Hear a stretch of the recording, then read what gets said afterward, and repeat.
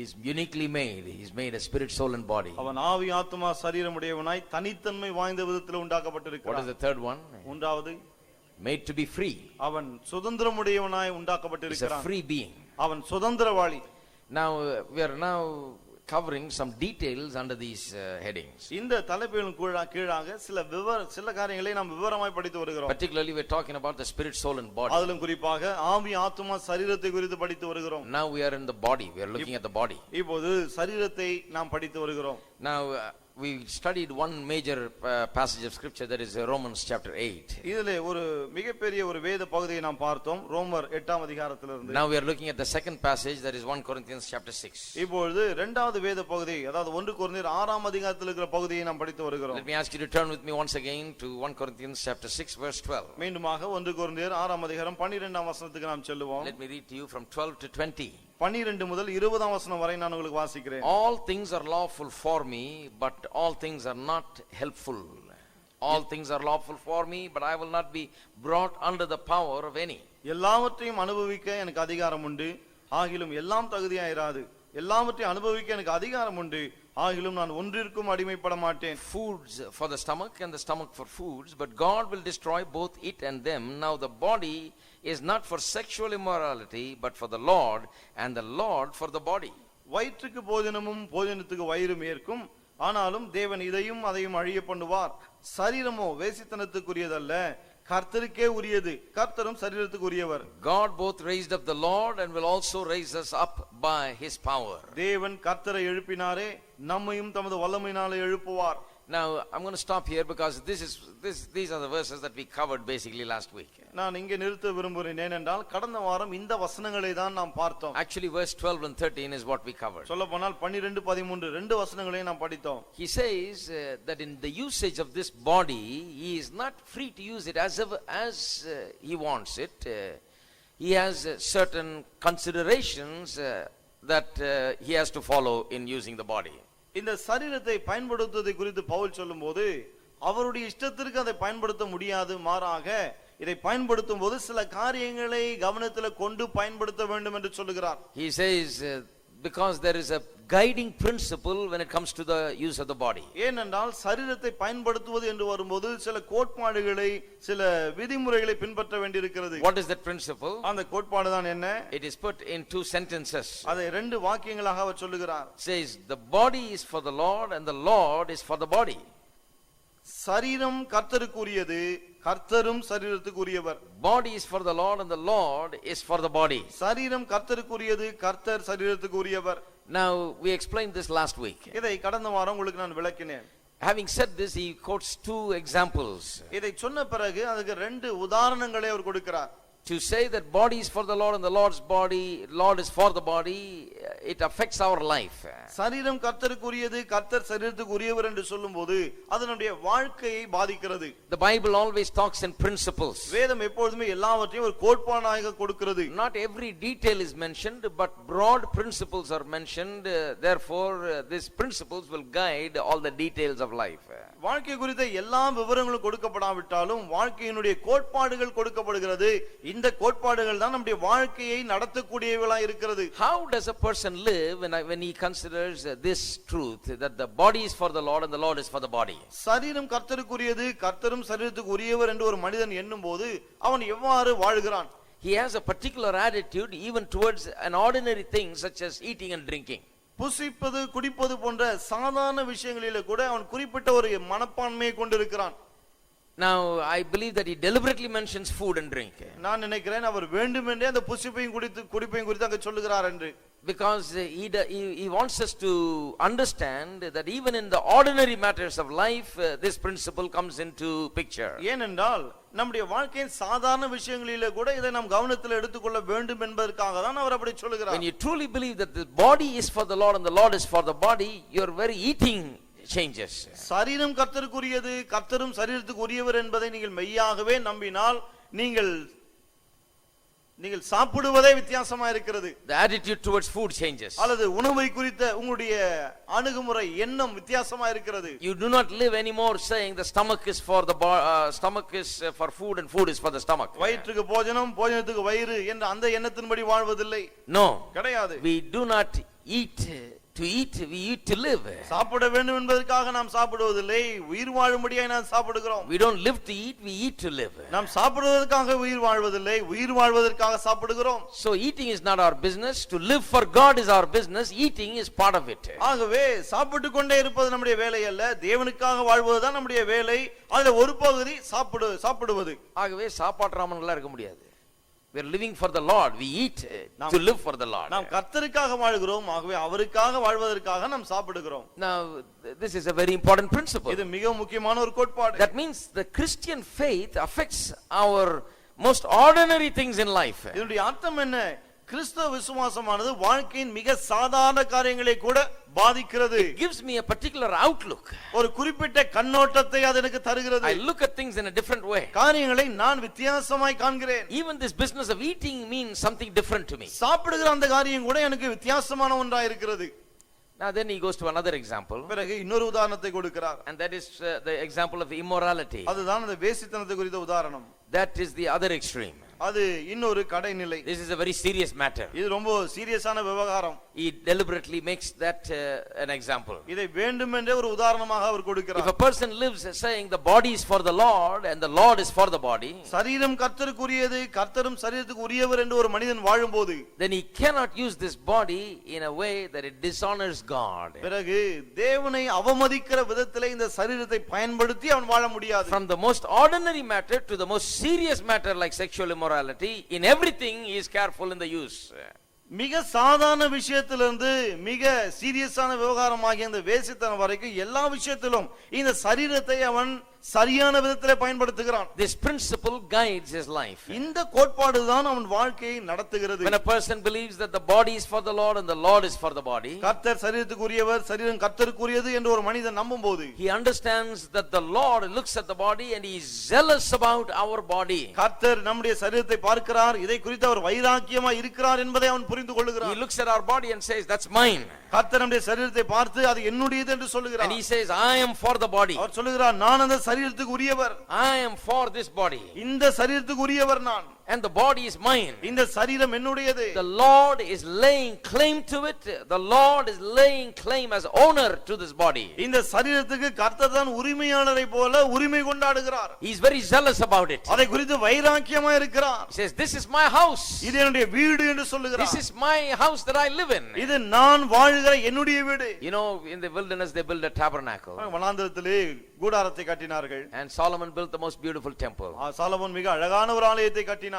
But God never wanted to live there. ஆனால் தேவன் அங்கெல்லாம் வசிக்கவே விரும்பவில்லை. Why, even beyond that, in heaven God has a wonderful dwelling place. இன்னும் சொல்ல போனால் பரலோகத்திலே அற்புதமான ஒரு வாசஸ்தலத்தை தேவன் வைத்திருக்கிறார். God does not want to dwell there. ஆனால் அங்கேயும் தேவன் வாசம் பண்ண விரும்பவில்லை. God does not want to dwell in temple made with man's hand. மனிதனுடைய கைகளினாலே செய்யப்பட்ட ஆலயங்களிலே தேவன் வாசம் பண்ண விரும்பவில்லை. You know where God wants to live? தேவன் எங்கே வசிக்க விரும்புகிறார் He தெரியுமா? wants to live in here. இங்கே வசிக்க விரும்புகிறார். The Lord is so zealous about our body. நம்முடைய சரீரத்தை குறித்து கர்த்தர் அவ்வளவு வைராக்கியமா இருக்கிறார். So the Christian understands that, and he becomes zealous for this fact that this body belongs to the Lord. Therefore he guards it and keeps it with great care. இதை ஒரு கிறிஸ்தவன் புரிந்து கொள்ளும்போது இந்த சரீரம் கர்த்தருக்கு உரியது என்பதை அவன் அறிந்து வைராக்கியத்தோடு கூட கர்த்தருக்காக இதை அவன் காக்கிறான்.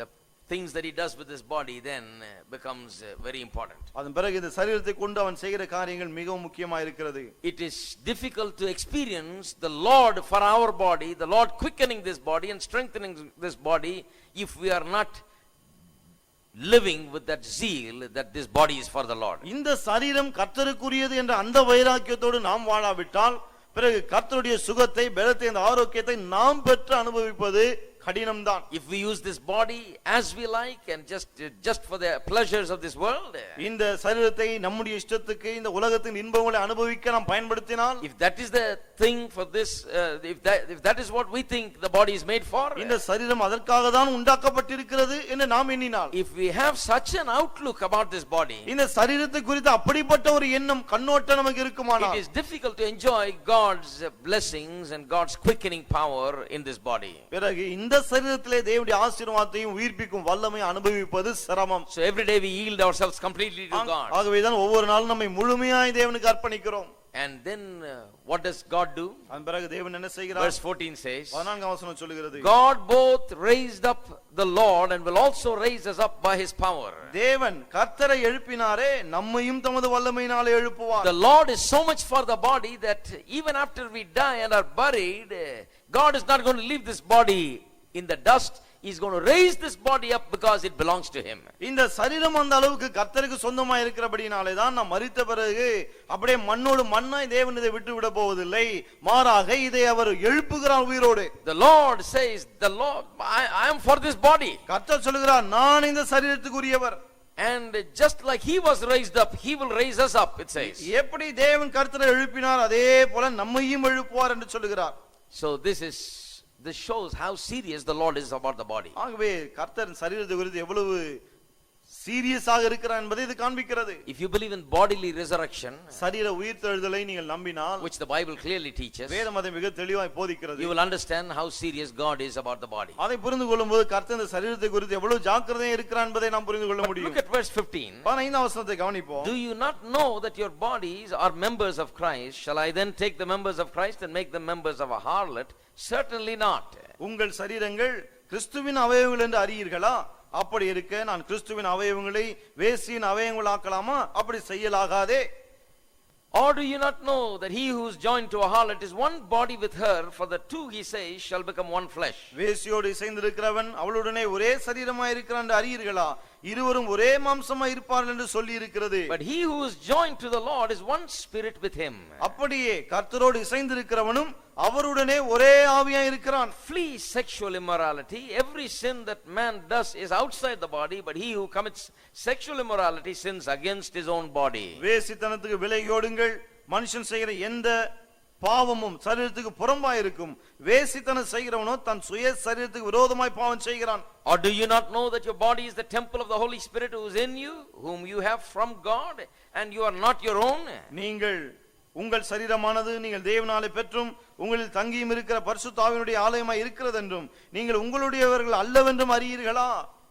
For you were bought at a price, therefore glorify God in your body and in your spirit, which are God's. கிரயத்துக்கு கொல்லப்பட்டீர்களே, ஆகையால் தேவனுக்கு உடையவனாகிய உங்கள் சரீரத்தினாலும் உங்கள் ஆவியினாலும் தேவனை மகிமைப்படுத்துங்கள். Now this is a further elaboration of this same point. அதே காரியத்தை தான் அவர் மேலும் விளக்கி சொல்கிறார். But this time he uses another picture. ஆனா இந்த முறை இன்னொரு படத்தை காண்பிக்கிறார். You know, the first picture he used is saying the body is for the Lord is for the body. முதல் படத்தில் என்ன சொல்கிறார்? இந்த சரீரம் கர்த்தருக்குரியது, கர்த்தரும் சரீரத்துக்குரியவர். But now he uses a more advanced picture. ஆனால் இப்பொழுது அதை விட இன்னும் கொஞ்சம் வேறொரு வித்தியாசமான படத்தை பயன்படுத்துகிறார். Bodies are members of Christ. என்ன சொல்லுகிறார்? உங்கள் சரீரங்கள் கிறிஸ்துவினுடைய சரீரத்தின் அவயவங்கள். If the body is a member of Christ, part of Christ himself, then how can you take this body and make it a part of a harlot? உங்களுடைய சரீரம் கிறிஸ்துவினுடைய சரீரத்தின் ஒரு பகுதியாய் இருக்குமானால் பிறகு அதை கொண்டு போய் எப்படி ஒரு வேசியின் சரீரத்தின் ஒரு அவயவமாக்க முடியும்? You see, this is very serious business. இது ரொம்ப சீரியஸான விவகாரம். You see, all successful Christian living, victorious Christian living has to do with understanding certain truths. வெற்றிகரமான கிறிஸ்தவ ஜீவன் எல்லாமே ஒரு சில சத்தியங்களை புரிந்து கொள்வதிலே தான் அடங்கி இருக்கிறது. If people understand certain things, they'll never get into certain sins. மக்கள் சில விஷயங்களை புரிந்து கொண்டால் போதும் சில பாவங்களுக்குள்ளாக செல்லவே மாட்டார்கள். It will always keep them from such sins. அது எப்பொழுதுமே அப்படிப்பட்ட பாவங்களிலிருந்து அவளை விலக்கி காக்கும். And I think this is one key truth. இது மிகவும் திறவுகோல் போன்ற ஒரு சத்தியம் என்று நான் கருதுகிறேன். One key truth dealing with a very common problem in the world today among men. இன்றைக்கு ஆண்கள் மத்தியிலே, மனிதர்கள் மத்தியிலே, இன்றைக்கு மனிதர்கள் மத்தியிலே பொதுவாக இருக்கிற ஒரு பிரச்சனை குறித்து இங்கே பேசுகிறார். This is a rampant problem everywhere it is there. இந்த பிரச்சனை எல்லா இடத்திலும் தலைவிரித்து ஆடுகிறது. This is a sin that is spreading everywhere. இந்த பாவம் எல்லா இடத்திலும் பரவி கொண்டிருக்கிறது. What is the source of victory from this? இதிலிருந்து வெற்றி பெறுவதற்கான வழி ஆதாரம் என்ன? Understanding two things. ரெண்டு காரியங்களை புரிந்து கொள்ள வேண்டும். One is that the body is for the Lord and the Lord is for the body. ஒன்று கர்த்தர் சரீரத்துக்குரியவர், சரீரம் கர்த்தருக்குரியது. Secondly, he says the body is a member, is a part of Christ himself. இரண்டாவது சொல்லுகிறார் இந்த சரீரமானது கிறிஸ்துவின் ஒரு பகுதியாகவே இருக்கிறது என்று. Now in verse 15, 15ஆம் வசனத்திலே the first sentence is put in a very peculiar way in this place. 15ஆம் வசனத்தில் இருக்க அந்த முதல் வாக்கியம் இந்த இடத்துல கொஞ்சம் வினோதமான விதத்திலே சொல்லப்பட்டிருக்கிறது. It says, என்ன சொல்லுகிறது அங்க? Do you not know that your bodies are members of Christ? உங்கள் சரீரங்கள் கிறிஸ்துவின் அவயவங்கள் என்று அறியீர்களா? In places like 1 Corinthians 12:27, 1 கொரிந்தியர் 12:27 போன்ற இடங்களிலே it says something slightly different. அங்கே கொஞ்சம் வித்தியாசமான விதத்திலே அவர் சொல்கிறார். He says you are the body of Christ and individually you are members of it. நீங்களே கிறிஸ்துவின் சரீரமாயும் தனித்தனியே அவயவங்களாயும் இருக்கிறீர்கள். Now this is a lot different from what 1 Corinthians 6 says. 1 கொரிந்தியர் 6ஆம் அதிகாரம் சொல்வதற்கும் இந்த வசனம் சொல்வதற்கும் ரொம்ப பெரிய வித்தியாசம் இருக்கிறது. In all other places you read only about how we are the body of Christ. மற்ற எல்லா இடங்களிலும் நாம் எப்படி கிறிஸ்துவின் சரீரமாய் இருக்கிறோம் என்று நாம் வாசிக்கிறோம். Now when we say we are the body of Christ, நாம் கிறிஸ்துவின் சரீரம் என்று நாம் சொல்லும்போது immediately people think of something spiritual that is in us that belongs to God. உடனடியே மக்கள் நமக்குள்ள ஏதோ ஒரு ஆவிக்குரிய காரியம் இருக்குது, அதுதான் தேவனுக்கு சொந்தம் என்று நினைக்கிறார்கள். Spiritually we are the body of Christ. அதாவது ஆவிக்குரிய விதத்திலே நாம் கிறிஸ்துவின் சரீரமாய் இருக்கிறோம். They do not bring the body into the picture when they say we are the body of Christ. நாம் கிறிஸ்துவின் சரீரம் என்று சொல்லும்போது நம்முடைய சரீரத்தை அவர்கள் கணக்கில் எடுப்பதில்லை. They only somehow associate the spiritual side as being a member of Christ. எப்படியோ இந்த ஆவிக்குரிய பகுதியை தான் இது கிறிஸ்துவின் சரீரமாய் இருக்கிறது என்று சொல்லி விடுகிறார்கள். But that is why 1 Corinthians 6:15 is important. ஆகவே தான் 1 கொரிந்தியர் 6:15 முக்கியமாய் இருக்கிறது. Because here it says, என்றால் இங்கே வசனம் சொல்லுகிறது, it doesn't say you are members of the body of Christ. நீங்கள் கிறிஸ்துவினுடைய சரீரத்தின் அவயவம் என்று சொல்லாமல் it says your bodies are members of Christ. உங்கள் சரீரங்கள் கிறிஸ்துவின் அவயவங்கள் என்று சொல்லுகிறது. This is very serious. இது ரொம்ப சீரியஸான காரியம் இது. It's not just you in a general spiritual sense you are part of the body of Christ. நீங்கள் என்று சொல்லும்போது ஏதோ பொதுவான விதத்திலே ஆவிக்குரிய விதத்திலே நீங்கள் கிறிஸ்துவின் அவயவமாய் இருக்கிறீர்கள் என்று அப்படி சொல்லவில்லை. Your body itself becomes a member of Christ. உங்களுடைய சரீரமே கிறிஸ்துவின் அவயவமாகி விடுகிறது. Now look at that for a moment. கொஞ்சம் நாம் அதை கவனிப்போம். This is a doctrine that this scripture actually deals with the doctrine of the union of Christ, union with Christ. இந்த குறிப்பிட்ட வசனம் கிறிஸ்துவுடன் நாம் ஒன்றாய் இருக்கிறோம் என்ற உபதேசத்தை குறித்து பேசுகிறது. It talks about how we are one with Christ. எப்படி கிறிஸ்துவுடன் நாம் ஒன்றாய் இருக்கிறோம் என்று சொல்லுகிறது. One with Christ means that I'm so one with him that my weakness is swallowed up in his strength. கிறிஸ்துவுடனே ஒன்றாய் இருக்கிறேன் என்றால் என்ன அர்த்தம்? என்னுடைய பலவீனம் அவருடைய பலத்தினால் விழுங்கப்படுகிறது. My smallness is swallowed up by his greatness. என்னுடைய அற்ப நிலைமை அவருடைய மேன்மையினாலே விழுங்கப்படுகிறது. You see, I am not in the picture anymore. All that he has in him is shared by me. இனி நான் அல்ல, மாறாக அவர் பெற்றிருக்கிற எல்லாவற்றையும் நான் அவரோடு பகிர்ந்து கொள்ளுகிறேன். This is the doctrine of the union with Christ. கிறிஸ்துவுடனே நாம் ஒன்றாய் இருக்கிறோம் என்ற உபதேசம் இதை தான் சொல்லுகிறது. Now when he says your bodies are members of Christ, உங்கள் சரீரங்கள் கிறிஸ்துவின் அவயவமாய் இருக்கிறது என்று சொல்லும்போது what does it mean? அதனுடைய அர்த்தம் என்ன? To me this is what it means. என்ன பொறுத்தவரையிலே அதனுடைய அர்த்தம் இதுதான். In God's eye our union with Christ is so perfect, so unlimited and so absolute. தேவனை பொறுத்தவரையிலே கிறிஸ்துவுடனே நாம் ஒன்றாய் இருப்பது, இணைந்து இருப்பது அந்த அளவுக்கு பூரணமாய் முழுமையாய் இருக்கிறபடினாலே, so that not just our spirits are united with Christ's spirit, நம்முடைய ஆவி மட்டும் கிறிஸ்துவுடைய ஆவியுடனே கூட இணைந்து இருக்கிறது மட்டுமல்ல, not just our mind is united with Christ's mind so that we have the mind of Christ, நம்முடைய சிந்தை கிறிஸ்துவின் சிந்தையோடு இணைந்து கிறிஸ்துவின் சிந்தையை நாம் பெற்றிருப்பது மட்டுமல்ல, not just our spirit and soul being one with Christ, வெறும் நம்முடைய ஆவியும் சிந்தையும் மட்டும் கிறிஸ்துவுடனே ஒன்றாய் இருக்கிறது என்றல்ல. Here it seems to indicate not only my spirit and soul but my body itself has become a part of Christ. இந்த வசனம் எதை நமக்கு சொல்லுகிறது?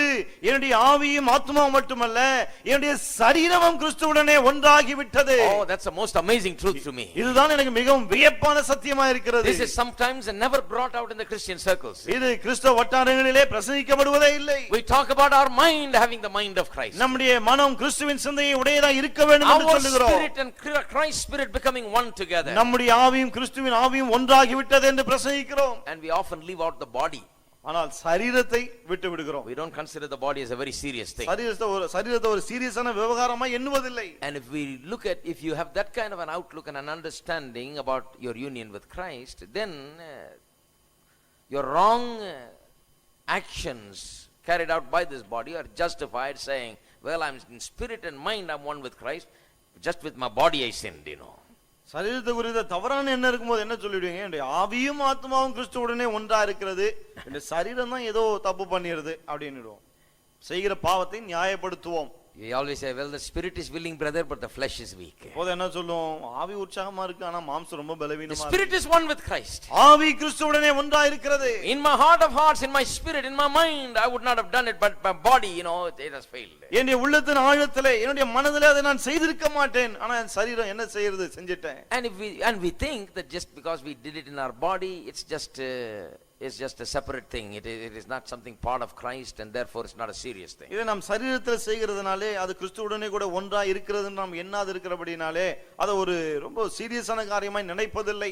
But Paul presents the most wonderful truth here. ஆனால் பவுல் இங்கே மிகவும் அற்புதமான ஒரு சத்தியத்தை சொல்லுகிறார். This body is made for something. இந்த சரீரம் ஒரு காரியத்துக்காக உண்டாக்கப்பட்டிருக்கிறது. And this body must be used for only God's purposes. இந்த சரீரத்தை தேவனுடைய நோக்கங்களுக்காக மட்டுமே நாம் பயன்படுத்த வேண்டும். When we use it wrongly, அதை தவறாய் பயன்படுத்தும்போது we must realize that this body has become a part of Christ. Therefore, we are involving Christ himself in our sins. இந்த சரீரம் கிறிஸ்துவின் ஒரு பகுதியா இருக்கிறபடினாலே இதை கொண்டு நாம் செய்கிற பாவங்களிலே கிறிஸ்துவை நாம் ஈடுபடுத்துகிறோம் என்பதை நாம் எண்ணி பார்க்க வேண்டும். What I do with my body, because I'm one with Christ, I am involving and literally desecrating Christ with my body. நான் கிறிஸ்துவுடனே கூட சரீரத்தில் ஒன்றாய் இருக்கிறபடினாலே இந்த சரீரத்தை கொண்டு நான் பாவமான காரியத்தை செய்யும்போது கிறிஸ்துவை நான் அவமானப்படுத்துகிறேன், கேவலப்படுத்துகிறேன். So immorality is not an ordinary thing. ஆகவே இந்த வேசித்தனம் என்பது ஒரு சாதாரண காரியம் அல்ல. It's not a slip up, as ஏதோ some people say. வழிக்கிட்டார் அப்படின்றாங்களா, அந்த மாதிரி கிடையாது. இது வலிக்கிட்டார், விழுந்துட்டாரு. You cannot take it even that easy. அந்த அளவு கூட அதை லேசா நினைச்சிட கூடாது. My body is for the Lord. என் சரீரம் கர்த்தருக்குரியது. The Lord is for my body. கர்த்தரும் என் சரீரத்துக்குரியவர். More than that, அதை விட மேலாக the body is a member of Christ. இந்த சரீரம் கிறிஸ்துவின் அவயவம். There's a big difference between saying I am a member of the body of Christ and saying the body is a member of Christ. நான் கிறிஸ்துவின் அவயவமா இருக்கிறேன் என்று சொல்வதற்கும் நான் கிறிஸ்துவின் சரீரத்தின் ஒரு அங்கமா இருக்கிறேன் என்று சொல்வதற்கும் என்னுடைய சரீரம் கிறிஸ்துவிலே ஒரு அங்கமா இருக்கிறது என்று சொல்வதற்கும் பெரிய வித்தியாசம் இருக்குது. சரீரம் கிறிஸ்துவிலே ஒரு அங்கமா இருக்கிறது. The body is a member of Christ. சரீரம் கிறிஸ்துவின் அவயவமாய் அங்கமாய் இருக்கிறது. Just think about that. கொஞ்சம் அதை எண்ணி பாருங்கள். Well, everything becomes serious now. இப்போ எல்லாமே ரொம்ப சீரியஸ் ஆயிடுச்சு. So we cannot just do whatever pleases the body. ஆகவே சரீரத்துக்கு பிரியமான காரியங்களை எப்போதும் செய்து கொண்டு இருக்க முடியாது. We have to direct this body to fulfill God's purposes. தேவனுடைய நோக்கங்களை நிறைவேற்றும்படி இந்த சரீரத்தை நாம் தான் சரியான பாதையில் நடத்த வேண்டும். Because we have become one with Christ himself. ஏனென்றால் நாம் கிறிஸ்துவுடனே கூடவே ஒன்றாகி விட்டிருக்கிறோம். Not just in our spirit and in our soul, but in our body. வெறும் நம்முடைய ஆவியிலும் ஆத்துமாவிலும் மட்டுமல்ல, நம்முடைய சரீரத்திலும் ஒன்றாகி விட்டோம். What does it mean to be one with Christ in his our bodies being one with Christ? நம்முடைய சரீரங்கள் கிறிஸ்துவுடனே ஒன்றாகி விட்டது என்றால் என்ன அர்த்தம்? Not only does it mean that the body now holds a very sacred position. இப்போ இந்த சரீரம் புனிதமான ஒரு நிலையில் இருக்கிறது என்று மட்டுமல்ல, This is a sacred body. இது புனிதமான ஒரு சரீரம். Amen. Amen. Hands must be holy hands. கைகள் பரிசுத்தமான கைகளா இருக்க வேண்டும்.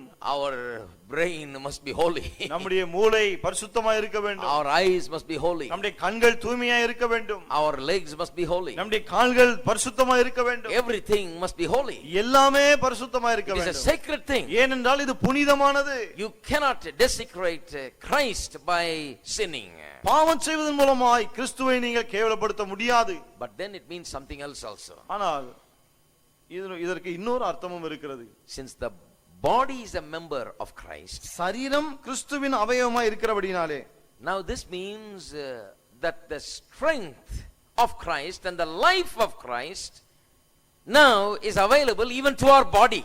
கிறிஸ்துவின் ஜீவனும் கிறிஸ்துவின் பெலனும் இப்போது நம்முடைய சரீரத்திற்கும் கிடைக்கிறது என்று அர்த்தமாகும். Even for my fleshly needs, for my well-being in my body, in my flesh, I can look to God. என்னுடைய மாம்சம் இந்த சரீரம் ஆரோக்கியமாய் இருப்பதற்கு கூட நான் தேவனை நோக்கி பார்க்க முடியும். Because this body is part of Christ, then I must believe for this body to have the strength and the power and the life of Christ. இந்த சரீரம் கிறிஸ்துவின் அங்கமாய் இருக்கிறபடினாலே அவருடைய ஜீவன், அவருடைய பலன், அவருடைய வல்லமையை நான் எதிர்பார்க்க வேண்டும். So on the one hand, I consider this body sacred. Just like I would see Christ, I see this body. ஒரு பக்கம் இந்த சரீரத்தை புனிதமாய் பரிசுத்தமாய் பார்க்கிறேன், கிறிஸ்துவை எப்படி பார்ப்பேனோ அதே போல இதை பார்க்கிறேன். On the other hand, ஒரு பக்கம் I believe for the strength and health and well-being in this flesh also, because this body has become a part of Christ, and Christ is not sick, Christ is not weak, Christ is not in any of those conditions. இந்த சரீரம் கிறிஸ்துவின் ஒரு அங்கமாய் இருக்கிறபடினாலே நான் சுகத்தையும் பலத்தையும் ஆரோக்கியத்தையும் ஜீவனை எதிர்பார்க்கிறேன். ஏனென்றால் கிறிஸ்து சுகவீனப்பட்டோ ஆரோக்கியம் இல்லாதவராகவோ அல்லது வியாதிப்பட்டவராகவோ இருப்பதே கிடையாது. Christ is not weak. கிறிஸ்து பலவீனர் அல்ல. And his life is now available to my body. இப்போது அவருடைய ஜீவன் என் சரீரத்துக்கு கிடைக்கிறது. Now Paul is amazed that the people have not understood this truth.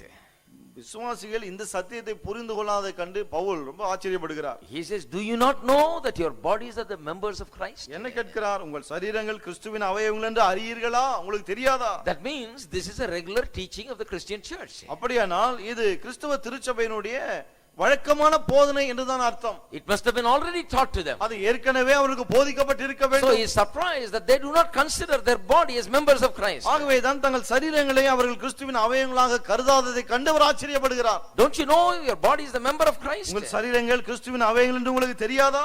If you consider that, then you would not be doing what the Corinthians did.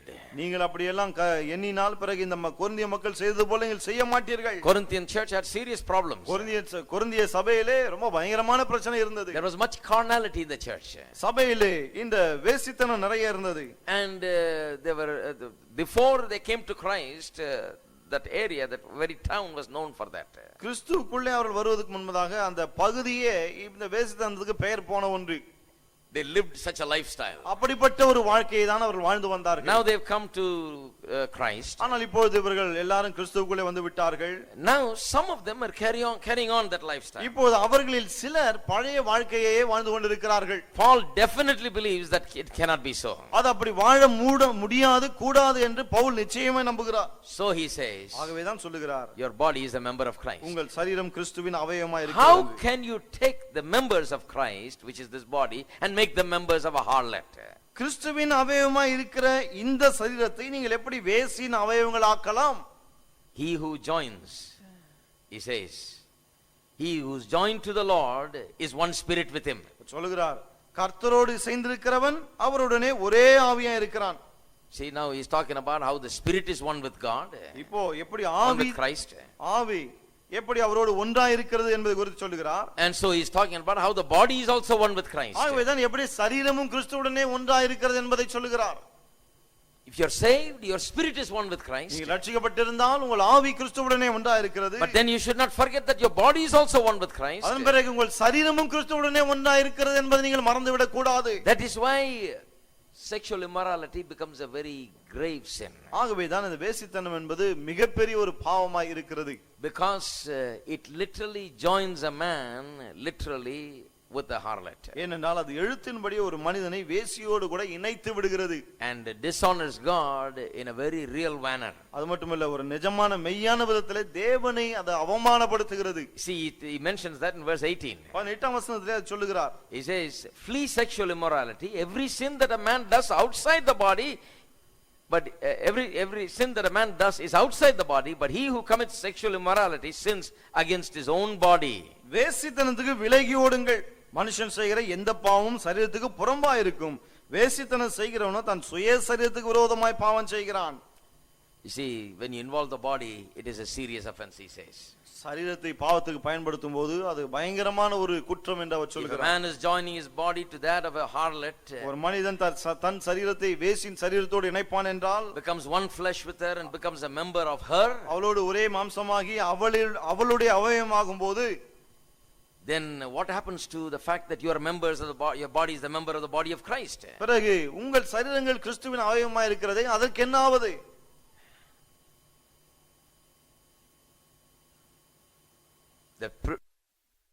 The children of God must see their position in Christ very clearly.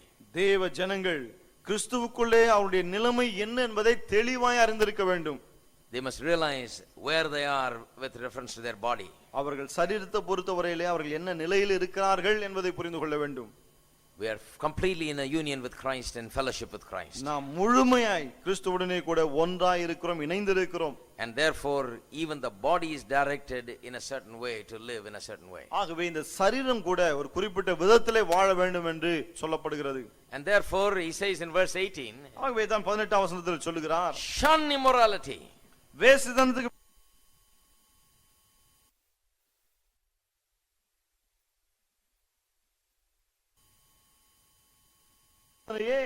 தேவனோடு கூட நம்முடைய உறவு எப்படிப்பட்டதாக இருக்கிறது, கிறிஸ்துவுடன் நாம் எந்த அளவுக்கு ஒன்றாய் இருக்கிறோம், அதன் அடிப்படையில கொடுக்கப்படுகிறது. It's all based on something. எல்லாமே ஏதோ ஒன்றின் அடிப்படையிலே போதிக்கப்படுகிறது. And that is why he cares to teach all of this. ஆகவே தான் இத்தனை விஷயங்களை பவுல் இங்கே போதிக்கிறார். So the first thing is he says body is for the Lord is for the body. ஆகவே முதலாவது சொல்லுகிறார், சரீரம் கர்த்தருக்குரியது, கர்த்தரும் சரீரத்துக்குரியவர். God has ownership of the body. இந்த சரீரத்துக்கு உரிமையாளரே தேவன்தான். Therefore you don't do all these things. ஆகவே நீங்கள் இதையெல்லாம் செய்ய வேண்டாம் என்கிறார். Secondly, the body itself is united in union with Christ. இரண்டாவது சொல்ற இந்த சரீரமே கிறிஸ்துவுடனே கூட ஒன்றாய் இணைந்திருக்கிறது.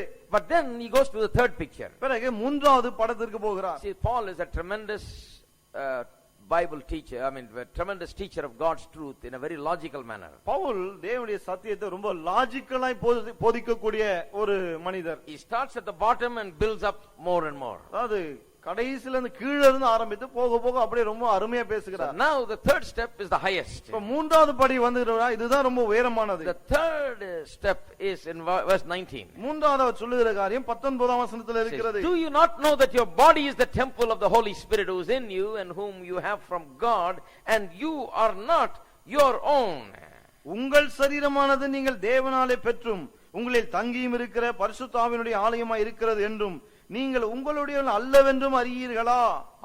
Now it says the body is the temple. இப்போ என்ன சொல்லுகிறார்? சரீரம் தேவ ஆலயம் என்று சொல்லுகிறார். He takes it to the highest level now. இப்போது உயர்ந்த நிலைக்கு அதை கொண்டு போகிறார். Not just the body is for the Lord, it's the temple of God. வெறும் சரீரம் கர்த்தருக்குரியது என்றல்ல, சரீரமே கர்த்தருடைய ஆலயம். It's not just that it's one with Christ, in union with Christ, it's the dwelling place of God. ஏதோ சரீரம் கிறிஸ்துவுடனே ஒன்றாய் இருக்கிறது என்றல்ல, மாறாக சரீரம் தேவன் வாசம் பண்ணுகிற இடமாகவே மாறிவிட்டது. It's the holy temple of God. இது தேவனுடைய பரிசுத்தமான ஆலயம். Now these days we don't understand the temple. இந்த நாட்களிலே இந்த தேவாலயத்தை நாம் புரிந்து கொள்வதில்லை. Because the temple has to do with how things were done under the old covenant. ஏனென்றால் தேவாலயம் என்பது பழைய உடன்படிக்கையின் கீழே இருந்த ஒன்று. But if you don't understand the temple and the Old Testament and the whole concept of the temple, you won't understand yourself. ஆனால் இந்த தேவாலயத்தை பழைய ஏற்பாட்டில் சொல்லப்பட்டிருக்கிற விதத்தை நீங்கள் புரிந்து கொள்ளாவிட்டால் உங்களை நீங்கள் புரிந்து கொள்ள முடியாது. And that is why we need to look at it. ஆகவே தான் நாம் அதை கவனிக்க வேண்டியதா இருக்கிறது. The temple was considered a very holy place. தேவாலயம் மிகவும் பரிசுத்தமான ஒன்றாய் கருதப்பட்டது. Not just everybody and anybody can just walk in. சும்மா யார் வேண்டுமானாலும் உள்ள போயிட்டு வரலாம்னு கிடையாது. The temple had three parts.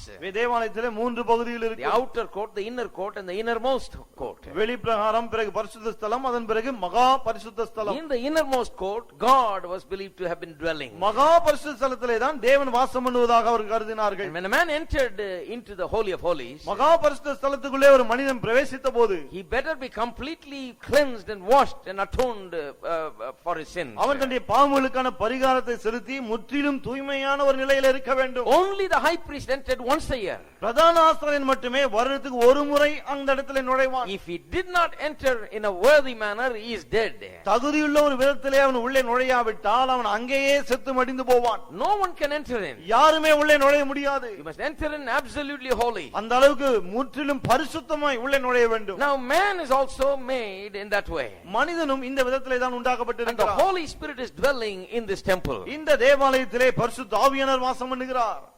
And he compares man's body to the temple. மனிதனுடைய சரீரத்தை தேவனுடைய ஆலயத்தோடு அவர் ஒப்பிடுகிறார்.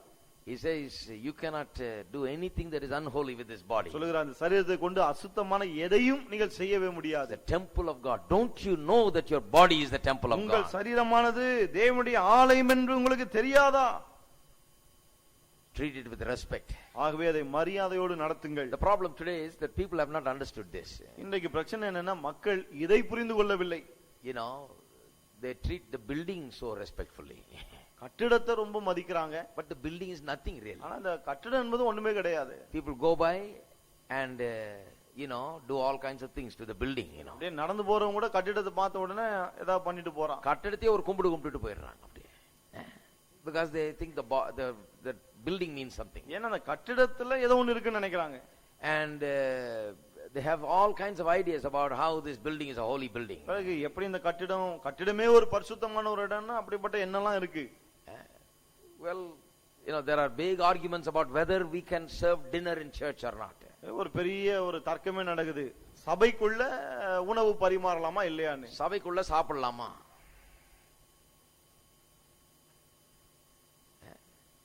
Big argument about it. பெரிய விவாதமே நடக்குது. It's all based on how this is a holy place. எல்லாமே இது ஒரு பரிசுத்த ஸ்தலம் என்ற அடிப்படையில் இருக்கிறது. Well, I understand that we come together as and this is treated as a place of worship. நாம் ஒன்று கூடி வருகிறோம், இதை ஆராதிக்கும் ஸ்தலமாக நாம் கருதுகிறோம். Therefore we treat it with a certain respect. ஆகவே சற்று மரியாதையோடு இந்த இடத்தை நாம் கருதுகிறோம். We don't completely just disregard this place. ஏனோ தானோ என்று இந்த இடத்திலே நாம் நடந்து கொள்வது கிடையாது. But we don't think that this place is the temple of God. ஆனா அதே சமயத்துல இந்த இடம் தான் தேவனுடைய ஆலயம் என்றும் நாம் எண்ணுவதில்லை. This is just a place like any other place. இது மற்ற எல்லா இடத்தை போன்ற ஒரு இடம் தான். It's just a building. சாதாரண ஒரு கட்டிடம். Made with brick and cement. சிமெண்டும் செங்கலும் கொண்டு கட்டப்பட்டது. But there is a temple of God that is yourself. ஆனால் தேவனுடைய ஆலயமாக நீங்களே இருக்கிறீர்கள். And many times this concentration upon this building takes away our respect for this temple. பல சமயங்களிலே கட்டிடத்துக்கு கொடுக்கிற அந்த மதிப்பு நிமித்தம் இதற்கு இருக்கிற மதிப்பு கொடுக்கப்படாமல் போகிறது. They think when they come in here they must come in holy, but they live their life unholy. என்ன நினைக்கிறாங்க, இங்க உள்ள வரும்போது பரிசுத்தமா வரணும், ஆனா வாழ்க்கை எல்லாம் அசுத்தமா இருக்கு. Sure, when we come in here we don't treat it, disregard this place. உள்ள வரும்போது நாம் இதை மரியாதையோடு respect this place. இதை கனவீனப்படுத்துகிற விதத்தில் நடந்து கொள்வதில்லை. So you see people, in churches, they turn off their cigarettes and then enter into church. ஆகவேதான் கோயிலுக்குள்ள போறதுக்கு முன்னாடி சிகரெட் எல்லாம் கீழே போட்டு அணைச்சிட்டு உள்ள போவாங்க. They think, oh, this is a holy place. ஏன்னா அது பரிசுத்தமான ஒரு இடம். But they understand very little about how their body is the temple of God. அவர்கள் சரீரமே தேவனுடைய ஆலயமா இருக்கிறது என்பதை அவர்கள் புரிந்து கொள்வதே கிடையாது. If they understand the body is the temple of God, then they will think twice before they even take a cigarette and smoke. சரீரம் தேவனுடைய ஆலயம் என்று எண்ணினால் பிறகு சிகரெட்டை தொடுறதுக்கு முன்னாடி ரொம்ப யோசிப்பாங்க. They will think 10 times before they even take a drink. குடிக்கிறதுக்கு முன்னாடி 10 முறை யோசிப்பார்கள். Why? Because the body is the temple of the Holy Spirit. சரீரம் பரிசுத்த ஆவியினுடைய ஆலயம். So what I do with my body is very important. ஆகவே என் சரீரத்தை கொண்டு நான் என்ன செய்கிறேன் என்பது மிகவும் முக்கியம். Much more important than what I do inside this building. இந்த கட்டிடத்துக்குள்ள நான் என்ன செய்கிறேன் என்பதை விட இதை கொண்டு என்ன செய்கிறேன் என்பது ரொம்ப முக்கியம். Because the Holy Spirit is there. ஏனென்றால் ஆவியானவர் இங்கே இருக்கிறார். When people don't understand this, இதை மக்கள் புரிந்து கொள்ளாமல் போகும்போது, then they do all kinds of things with this body. அன்பர்களே, சரீரத்தை கொண்டு சகலவிதமான காரியங்களையும் செய்கிறார்கள். And they justify all that they do. பிறகு தாங்கள் செய்கிற எல்லா தவறான காரியங்களையும் நியாயப்படுத்தவும் செய்கிறார்கள். One great principle can be followed. இதில இருந்து ஒரு மிகப்பெரிய கோட்பாட்டை நாம் பின்பற்ற முடியும். Whenever you do something with this body, இந்த சரீரத்தை குறித்து, இந்த சரீரத்தை கொண்டு நீங்கள் எப்போதெல்லாம் ஒரு காரியத்தை செய்கிறீர்களோ, you can surely ask this question. அப்போதெல்லாம் இந்த கேள்வியை நீங்கள் நிச்சயமாய் கேட்கலாம். Can I really do this with my body and still say the body is for the Lord and the Lord is for the body? இந்த காரியத்தை இந்த சரீரத்தை கொண்டு நான் செய்துவிட்டு சரீரம் கர்த்தருக்குரியது, சரீரம் கர்த்தருக்குரியது என்று நாம் சொல்ல முடியுமா? சரீரம் கர்த்தருக்குரியது, கர்த்தர் சரீரத்துக்குரியவர் என்று உண்மையாலுமே சொல்லிட்டு இதை செய்ய முடியுமா? Hello hello. Not every detail is there. எல்லா விவரங்களும் இங்கே இல்லை. Somebody says, throw me one scripture about smoking. யாரோ ஒருத்தர் கேட்டாரு, சிகரெட் பிடிக்க கூடாதுன்னு ஒரு வசனத்தை காண்பீங்க. One preacher in those days said, I remember, அந்த நாட்கள் ஒரு பிரசங்கியார் சொல்வார், எனக்கு ஞாபகம் இருக்கு. said if God wanted you to smoke, he would have put a chimney on your head so you smoke and go. நீ சிகரெட் பிடிக்கணும்னு ஆண்டவர் நினைச்சிருந்தாருன்னா ஒரு சிம்னி மாதிரி வச்சிருப்பார் இல்லையா, புகை போக்கி, நீ பிடிச்சா புகைலாம் மேல போகும். No, that's not an argument really. அது ஒரு விவாதமே கிடையாது பாருங்க. அவன் சொல்லிட்டான், சார் சிம்னி இங்க வச்சிருக்காரு சார், மூக்குல விடுறேன், வாயில விடுறேன், எல்லாத்தையும் விடுறேன். பல சிம்னி வச்சிருக்காரு ஆண்டவர். The question is this, the Christianity is much deeper, my friend. கிறிஸ்தவம் என்பது மிகவும் ஆழமான ஒரு காரியம். It's not about superficial things. இது மேலோட்டமான காரியங்களை குறித்ததல்ல. It has to do with much deeper consideration. இது காரியங்களை ஆழமாய் எண்ணி பார்க்க கூடியது. Can I do something with this, knowing that this body belongs to the Lord and the Lord belongs to the body? சரீரம் கர்த்தருக்குரியது, கர்த்தரும் சரீரத்துக்குரியவர் என்பதை அறிந்து நான் செய்கிற அந்த காரியத்தை நான் செய்யலாமா? If you can do something considering that, you can do it.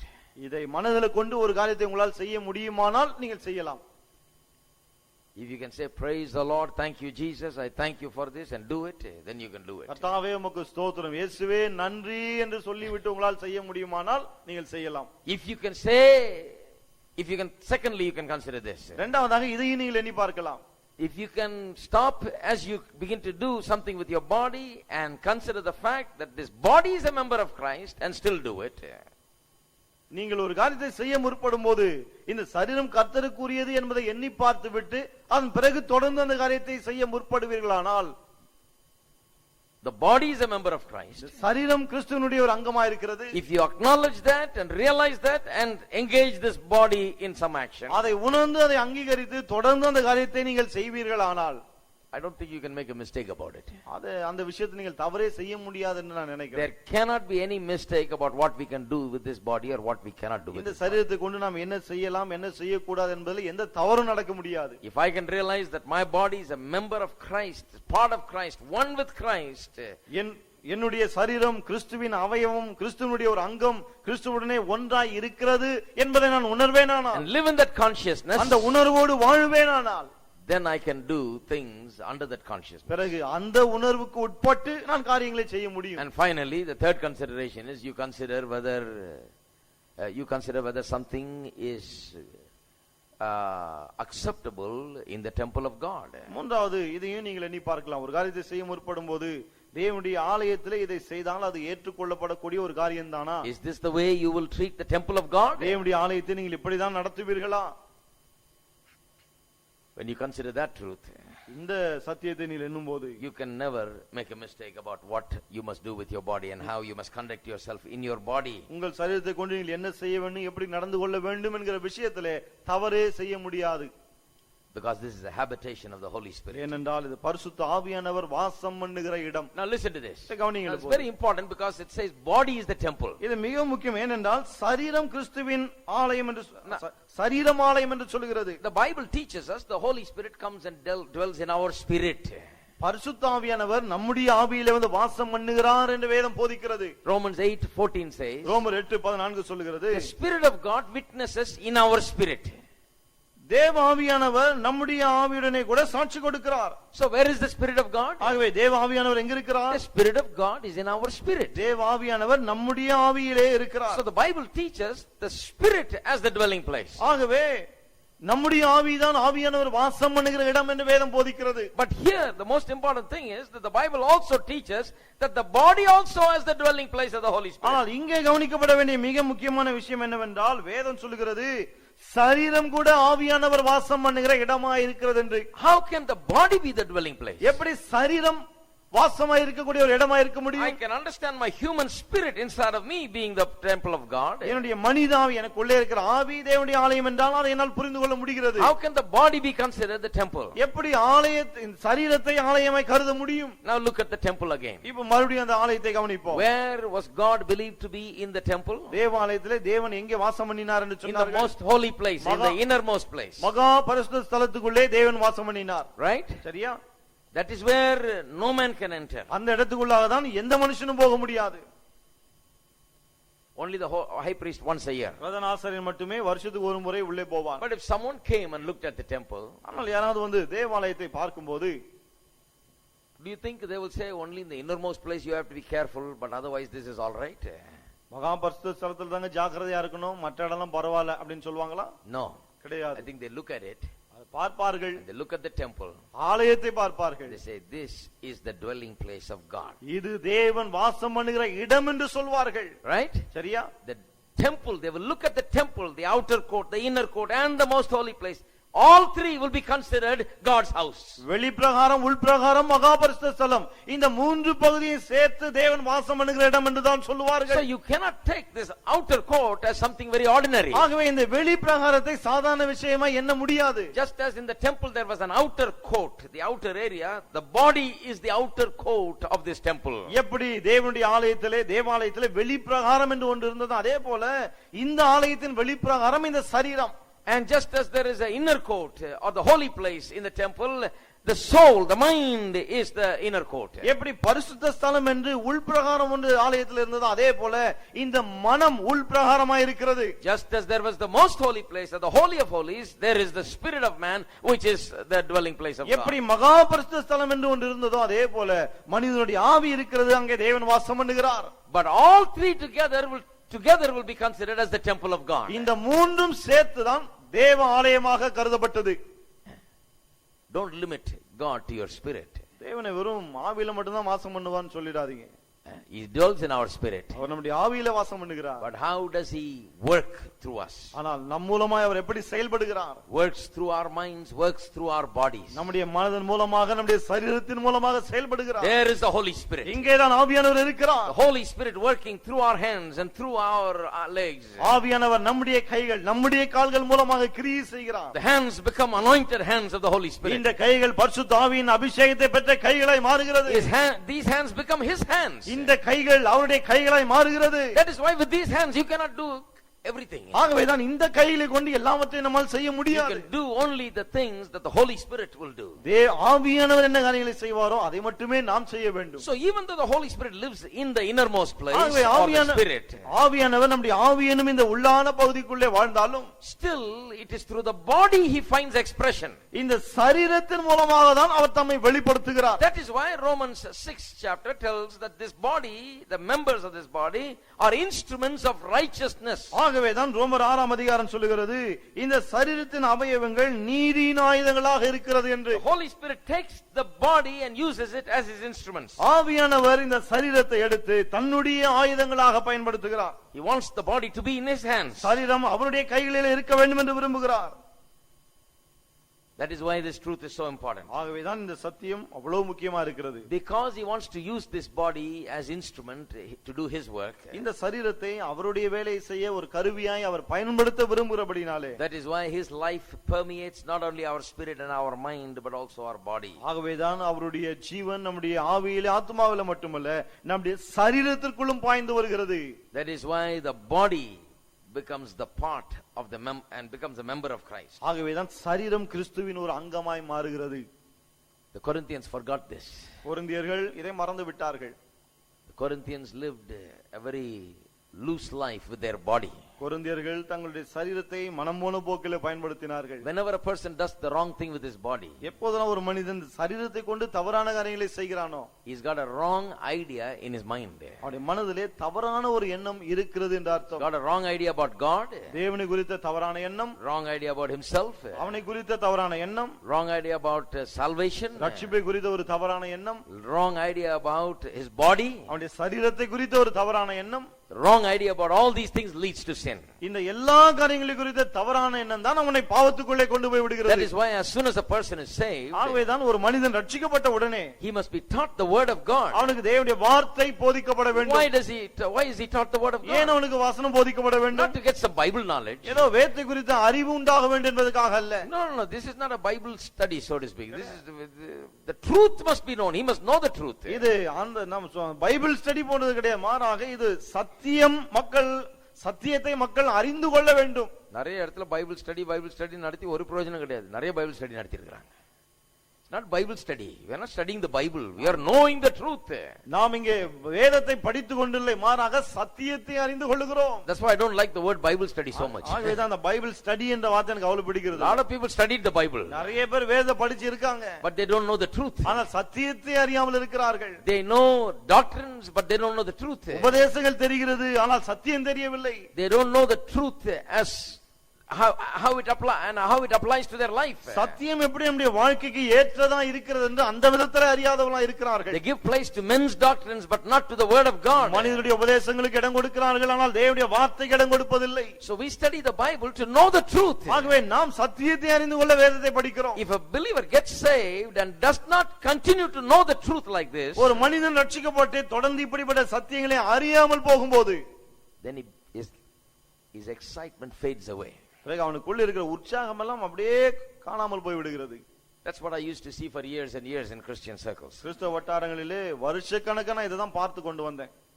person gets saved and he's so happy. ஒருத்தர் ரட்சிக்கப்பட்ட உடனே ரொம்ப சந்தோஷமா இருப்பார். Not surprising at all. ஆச்சரியமே இல்ல அதுல. Because he's now found Christ. ஏனென்றால் இப்போது கிறிஸ்துவை அவர் கண்டுகொண்டார். He knows the presence and the peace of God in him. தேவனுடைய பிரசன்னத்தை சமாதானத்தை அறிந்தவராய் He இருக்கிறார். has fellowship with Christ. கிறிஸ்துவுடனே ஐக்கியம் கொண்டிருக்கிறார். Something he didn't have before. இதெல்லாம் முன்னே அவரிடம் இல்லாத He has இருந்தது. eternal life. இப்போ நித்திய ஜீவன் இருக்கிறது. He's got a new nature. புதிய சுபாவத்தை பெற்றிருக்கிறார். So he's excited. ஆகவே அவ்வளவு உற்சாகம். But then as he goes, he slows down. பிறகு போக போக போக அப்படியே மந்தமாயிடுவார். The elderly believers used to say, அதாவது கொஞ்சம் முதிர்ந்த விசுவாசிகள், குதிக்கிறாரு, இப்பதானே வந்தாரு, இப்ப குதிப்பாரு, அப்புறம் கொஞ்ச நாள் பொறுத்து பாருங்க, எல்லாம் குவைட் ஆயிடும், காம் டவுன் பண்ணிடும். He's jumping now because he just came, but after a while he'll calm down. இப்பதானே ரட்சிக்கப்பட்டாரு, ஆக குதிக்கிறார், கொஞ்ச நாள் கழிச்சு எல்லாம் சரியா போயிடுவாங்க. We used to jump like that also. நாங்களும் இந்த மாதிரி தான் குதிச்சோம் அப்படின்னுவாங்க. But after that it evens out. அதன் பிறகு எல்லாம் சரியாயிடும்.